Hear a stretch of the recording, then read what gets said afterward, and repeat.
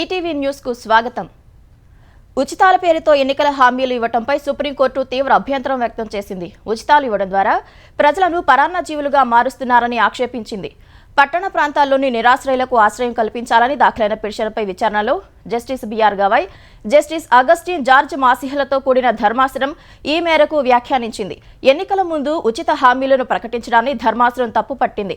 ఉచిత రేషన్, ఉచితంగా నగదు ఇస్తున్నందున ప్రజలు పనిచేయడానికి ఇష్టపడట్లేదంటూ ఘాటు వ్యాఖ్యలు చేసింది. ఉచితాలతో ఏ పని చేయకుండానే భోజనం, డబ్బు సంపాదిస్తున్నారని ధర్మాసనం వ్యాఖ్యానించింది.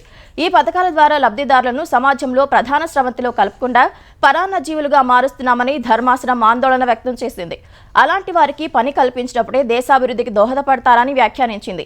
ఈ దశలో పట్టణ ప్రాంతాల్లో పేదరిక నిర్మూలన కోసం కేంద్రం కృషి చేస్తోందని, పట్టణ ప్రాంత పేదలకు ఇళ్లు కట్టించేందుకు ప్రయత్నిస్తోందని అటార్నీ జనరల్ ఆర్ వెంకటరమణి కోర్టుకు తెలిపారు. ఇందుకు స్పందించిన ధర్మాసనం పట్టణాల్లో పేదరిక నిర్మూలనకు ఎంత సమయం పడుతుందో కేంద్రం నుంచి తెలుసుకుని చెప్పాలని అటార్నీ జనరల్ను ఆదేశించింది. తదుపరి విచారణ 6 వారాలకు వాయిదా వేసింది.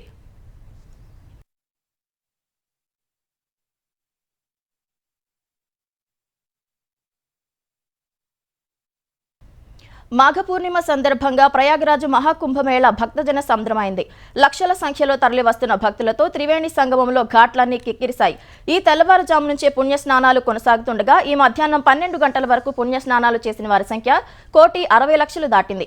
భక్తుల రద్దీని దృష్టిలో పెట్టుకుని ఉత్తరప్రదేశ్ సర్కార్ విస్తృతమైన ఏర్పాట్లు చేసింది. సీఎం యోగి ఆదిత్యనాథ్ లక్నవూ నుంచి ఏర్పాట్లను, పరిస్థితిని నిరంతరం పర్యవేక్షిస్తున్నారు. ట్రాఫిక్ నిబంధనలను పాటించాలని, అధీకృత పార్కింగ్ స్థలాలను మాత్రమే ఉపయోగించాలని కుంభమేళ పరిపాలనా యంత్రాంగం భక్తులను అభ్యర్థించింది. మాఘ పూర్ణిమ స్నానంతో నెల రోజుల దీక్షకు కల్పవాసీలు ముగింపు పలికారు. ఉదయం 6 గంటల వరకు 10 లక్షల మంది కల్పవాసీలు పుణ్యస్నానాలు చేసినట్లు యూపీ సర్కార్ ఒక ప్రకటనలో తెలిపింది. టోల్ ప్లాజాలు, పొరుగు జిల్లాల నుంచి కుంభమేళాకు వచ్చే వాహనాల సంఖ్యను సేకరించి అందుకు అనుగుణంగా ఏర్పాట్లు చేస్తున్నట్లు అధికారులు వివరించారు. మాఘ పూర్ణిమ సందర్భంగా భక్తులపై హెలికాప్టర్ నుంచి పూల వర్షం కురిపించారు.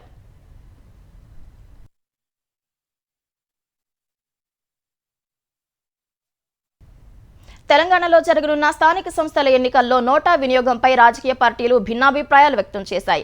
నోటాపై రాజకీయ పార్టీలతో రాష్ట్ర ఎన్నికల సంఘం నిర్వహించిన సమావేశానికి Congress, BJP, BRS, TDP, MIM, CPM, Janasena నేతలు హాజరై తమ అభిప్రాయాలు తెలియజేశాయి. నోటాను అభ్యర్థిగా పరిగణించడాన్ని వ్యతిరేకించిన కాంగ్రెస్ ఏకగ్రీవమైన చోట ఎన్నిక నిర్వహించడం ఖర్చుతో కూడిన అంశమని పేర్కొంది. నోటాను అభ్యర్థిగా పరిగణించడాన్ని సమర్థించిన బీఆర్ఎస్ ఏకగ్రీవ ఎన్నిక కోసం బెదిరింపులు, బల ప్రదర్శన చేసే అవకాశం ఉందని తెలిపింది. ఏకగ్రీవ ఎన్నికలపై సుప్రీంకోర్టులో కేసు ఉన్నందున అభిప్రాయం చెప్పలేమన్న బీజేపీ నోటాపై రాష్ట్ర ఎన్నికల సంఘం నిర్ణయం తీసుకోలేదని పేర్కొంది. పంచాయతీ ఎన్నికలు రూల్స్ ప్రకారమే నిర్వహించాల్సి ఉంటుందని స్పష్టం చేసింది. నోటాతో ఎన్నిక ఉండాలని సుప్రీంకోర్టు ఇప్పటికే చెప్పిందన్న సిపిఎం అభ్యర్థి కంటే నోటాకు ఎక్కువ ఓట్లు వస్తే మళ్లీ ఎన్నిక పెట్టొద్దని తెలిపింది. నోటాపై అభిప్రాయాన్ని 2 రోజుల్లో చెప్తామని టీడీపీ తెలియజేయగా ఒకే అభ్యర్థి ఉన్న చోట కూడా నోటా ఉండాలని జనసేన సూచించింది. కొత్త రేషన్ కార్డుల కోసం దరఖాస్తుల స్వీకరణ నిరంతరం కొనసాగుతుందని తెలంగాణ పౌర సరఫరాల శాఖ తెలిపింది. ప్రభుత్వం పౌర సరఫరాల శాఖ మంత్రి ఉత్తమ్ కుమార్ రెడ్డి ఆదేశాల మేరకు కొత్త రేషన్ కార్డుల కోసం దరఖాస్తుల స్వీకరణకు నిర్దేశిత గడువు ఏమీ లేదని ఆ శాఖ అధికారులు స్పష్టం చేశారు. కొత్త కార్డులు కావాలనుకునేవారు ఒక్కసారే మీ సేవా కేంద్రాలకు వెళ్లాల్సిన అవసరం లేదని సూచించారు. ఇప్పటికే కులగణన, ప్రజాపాలన, ప్రజావాణిలో లేదా మీ సేవా కేంద్రాల్లో దరఖాస్తు చేసుకున్న కుటుంబాలు మళ్లీ దరఖాస్తు చేయాల్సిన అవసరం లేదని పౌర సరఫరాల శాఖ స్పష్టం చేసింది. ఆ దరఖాస్తుల అర్హతలపై నిశిత పరిశీలన జరుగుతుందన్న ఆ శాఖ అధికారులు ప్రస్తుతం మీ సేవా కేంద్రాల్లో దరఖాస్తుల స్వీకరణ కొనసాగుతోందన్నారు. హైదరాబాద్ సహా పలు జిల్లాల్లోని మీ సేవా కేంద్రాల్లో రేషన్ కార్డుల కోసం దరఖాస్తులు ఇచ్చేందుకు పెద్ద సంఖ్యలో ప్రజలు తరలి వెళ్తున్న వేళ పౌర సరఫరాల శాఖ ఈ మేరకు వివరించింది. మీ సేవా కేంద్రాల్లో దరఖాస్తు చేసుకున్న వారు అక్కడ ఇచ్చే రసీదును జాగ్రత్తగా పెట్టుకోవాలని సూచించింది. ఆరోగ్య, ఆనంద సమాజమే లక్ష్యంగా ప్రణాళికలు రూపొందిస్తున్నట్లు సీఎం చంద్రబాబు చెప్పారు. గుంటూరులో ఏర్పాటు చేసిన కిమ్స్ శిఖర ఆసుపత్రిని ఆయన ప్రారంభించారు. 2000 సంవత్సరంలో కిమ్స్ మొదటి ఆసుపత్రిని ప్రారంభించారన్న చంద్రబాబు 25 ఏళ్లలో 5,000 పడకలతో 5 రాష్ట్రాలకు సేవలు విస్తరించారని సంతోషం వ్యక్తం చేశారు. 1995లో ఐటీ గురించి చెప్పానన్న చంద్రబాబు ఇప్పుడు ఏఐ గురించి చెబుతున్నానని తెలిపారు. ప్రస్తుతం ఏఐ ప్రపంచాన్ని శాసిస్తోందన్న సీఎం రాబోయే రోజుల్లో డేటానే సంపద అవుతుందన్నారు. జెనెటికల్ పరీక్షల ద్వారా ఎలాంటి రోగాలు వస్తాయో తెలుసుకునే అవకాశం ఉందన్నారు. పేదలు అనారోగ్య సమస్యలతో ఆర్థికంగా చితికిపోతున్నారని ఆవేదన వ్యక్తం చేశారు. వైద్య ఖర్చుల్ని తగ్గించాల్సిన అవసరం ఉందన్న సీఎం ప్రైవేట్ ఆసుపత్రులు పరీక్షల పేరిట ప్రజలను దోచుకుంటే సహించబోమని స్పష్టం చేశారు. ఏపీలోని ప్రతి నియోజకవర్గంలో 300 పడకలతో స్పెషాలిటీ హాస్పిటల్ ఏర్పాటు చేసే దిశగా ఆలోచన చేస్తున్నామన్న చంద్రబాబు పేదలకు మెరుగైన పాలన అందించేందుకు ఉగాది నుంచి P4 మోడల్ విధానానికి శ్రీకారం చుడుతున్నానని ప్రకటించారు. విజయవాడ సితారా సెంటర్లో ఏర్పాటు చేసిన జలకన్య ఎగ్జిబిషన్లో అగ్ని ప్రమాదం జరిగి భారీగా ఆస్తి నష్టం సంభవించింది. ఈ మధ్యాహ్నం కశ్మీర్ జలకన్య ఎగ్జిబిషన్లో అంటుకున్న మంటలు ఒక్కసారిగా ఎగసిపడ్డాయి. అప్రమత్తమైన దుకాణదారులు, ప్రజలు హుటాహుటిన బయటకు పరుగులు తీశారు. ఒక దశలో మంటలు భారీ స్థాయిలో ఎగసిపడగా సమాచారం అందుకున్న అగ్నిమాపక సిబ్బంది 3 యంత్రాలతో అక్కడకు చేరుకున్నారు. చాలాసేపు కష్టపడి మంటలను అదుపు చేశారు. గ్యాస్ సిలిండర్ పేలినందునే ప్రమాదం జరిగి ఉంటుందని పోలీసులు అనుమానిస్తున్నారు. అయితే ఎలాంటి ప్రాణ నష్టం జరగనందున అంతా ఊపిరి పీల్చుకున్నారు. ఈ మంటల్లో 20 దుకాణాలు దగ్ధమైనట్లు తెలిపారు. బర్డ్ ఫ్లూ ప్రభావంతో కోళ్లు చనిపోతున్న ఉభయ గోదావరి, ఉమ్మడి కృష్ణా జిల్లాల్లో పశు వైద్యులు నిరంతరం పెంపకందారులకు అందుబాటులో ఉండాలని ఏపీ పశుసంవర్ధక శాఖ మంత్రి అచ్చెన్నాయుడు ఆదేశించారు. బర్డ్ ఫ్లూ ప్రభావంపై అధికారులతో టెలికాన్ఫరెన్స్ నిర్వహించిన మంత్రి చనిపోయిన కోళ్ల శాంపిల్స్ ప్రయోగశాలలకు పంపాలని సూచించారు. అన్ని జిల్లాల్లో అధికారులు అప్రమత్తంగా ఉండాలని తెలిపారు. పరిస్థితిని బట్టి జోన్లు ఏర్పాటు చేసి పర్యవేక్షించాలన్నారు. పౌల్ట్రీల వద్ద బయోసెక్యూరిటీ జాగ్రత్తలు పాటించాలని, సంబంధిత పౌల్ట్రీల వద్ద రవాణా వాహనాలు సంచరించకుండా చూడాలని చెప్పారు.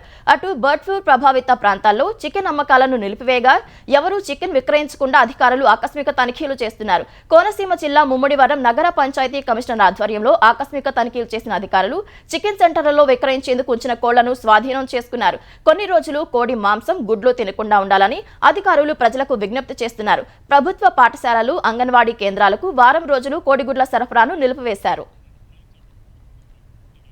ఫ్రాన్స్ పర్యటనలో ఉన్న ప్రధాని నరేంద్ర మోదీ మార్సే నగరంలో ఉన్న ప్రఖ్యాత మాజా రగస్ స్మారకాన్ని సందర్శించారు. ఫ్రాన్స్ అధ్యక్షుడు మేక్రాన్తో కలిసి మొదటి ప్రపంచ యుద్ధంలో అమరులైన భారత సైనికులకు నివాళులర్పించారు. మొదటి ప్రపంచ యుద్ధంలో ప్రాణాలు కోల్పోయిన భారత సైనికుల త్యాగాలకు గుర్తుగా గతంలో ఇక్కడ స్మారకాన్ని ఏర్పాటు చేశారు.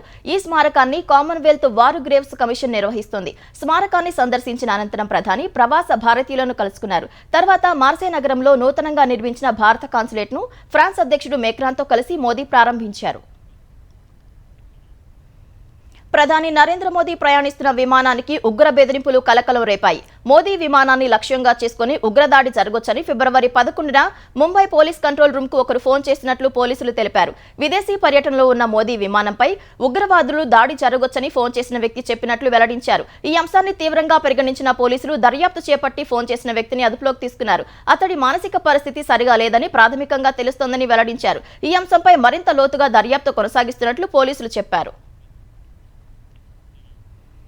ఉప ముఖ్యమంత్రి పవన్ కళ్యాణ్ కేరళలోని కొచ్చి సమీపంలో ఉన్న శ్రీ అగస్త్య మహర్షి ఆలయాన్ని దర్శించుకుని ప్రత్యేక పూజలు చేశారు. ఈ క్షేత్ర సందర్శనలో పవన్ కళ్యాణ్ కుమారుడు అకిరానందన్, టీటీడీ పాలక మండలి సభ్యుడు ఆనంద సాయి ఉన్నారు.